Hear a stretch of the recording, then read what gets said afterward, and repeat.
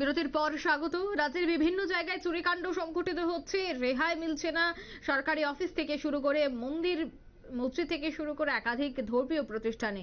এবার দেখা গেল বিশালগড়ের পুর পরিষদের সাফাই কর্মীর বাড়িতেও চোরের দলের হানা। বিশালগড় পুর পরিষদের সাফাই কর্মীর বাড়ির চোরের দলের হানাকে কেন্দ্র করে এলাকায় চাঞ্চল্য। দুজোড়া সোনার কানের এবং প্রায় নগদ 20,000 টাকা সহ বিপুল স্বর্ণালংকার নিয়ে চম্পট দেয় চোরের দল, এমনটাই কিন্তু জানালেন বাড়ির মালিক। খবর পেয়ে তদন্তে নামে বিশালগড় থানার পুলিশ। ঘটনাটি ঘটেছে শুক্রবার সন্ধ্যা রাতে মধ্য লক্ষ্মীবিল এলাকায়। জানা যায় বিশালগড় পুর পরিষদের সাফাই কর্মী পলাশ মিয়া পুত্রবধূ সোমা বেগম বাড়ির পাশে কোনো এক দোকান থেকে জিনিস আনতে যায়। শাশুড়ি জাহানার বেগমের পাশের ঘরে ছিলেন এবং শাশুড়ি ভাবছিলেন যে পুত্রবধূ ঘরে আছে, আর পুত্রবধূ ভেবেছেন যে শাশুড়ি তিনি নজর রাখছেন। আর এই সুযোগকে কাজে লাগিয়ে চোরের দল ঘরে প্রবেশ করে আলমারি থেকে সমস্ত জিনিস নিয়ে চম্পট দেয়। কি বলছেন সংশ্লিষ্টরা, শোনাচ্ছি। কানের জিনিস ছিল, রূপার জিনিস ছিল, এটি সম্পূর্ণ লয়ে গেছে লুটপাট করে। আচ্ছা, আপনার বৌমা কই আসলো? বৌমা দোকানে গেছিল বলে ওই নাতির লেগে চকলেট আনতো। আচ্ছা,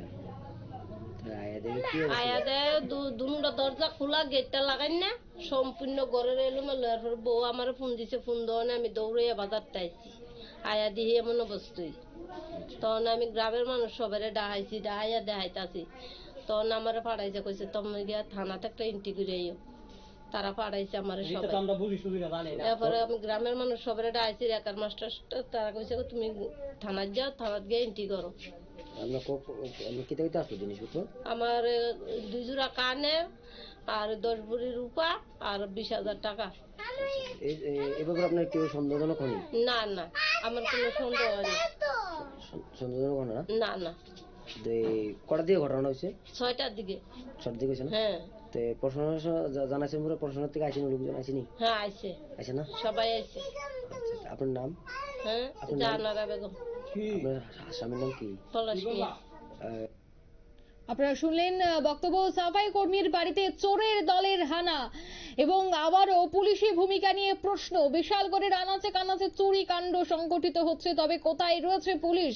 পুলিশের পেট্রোলিং নিয়েও কিন্তু প্রশ্ন উঠতে শুরু করেছে। অন্যদিকে চোরের উপদ্রব সামলাতে এই চোরের সাঙ্গপাঙ্গ, তার সাথে মূল মাস্টার মাইন্ডের যতদিন না পর্যন্ত পাকড়াও করা সম্ভব হবে ততদিন পর্যন্ত এই ধরনের যে চুরি কাণ্ড অব্যাহত থাকবে তার বলার অপেক্ষা রাখছে না। তাই বিভিন্ন মহল থেকে দাবি উঠছে যে খুব দ্রুত চোরদের গ্রেফতার করতে হবে এবং চোরদের গ্রেফতার করলে এই ধরনের চুরি কাণ্ড কিছুটা হলেও হ্রাস টানবে। নিয়ে নিচ্ছে ছোট্ট একটি বিজ্ঞাপন বিরতি, সঙ্গে থাকুন।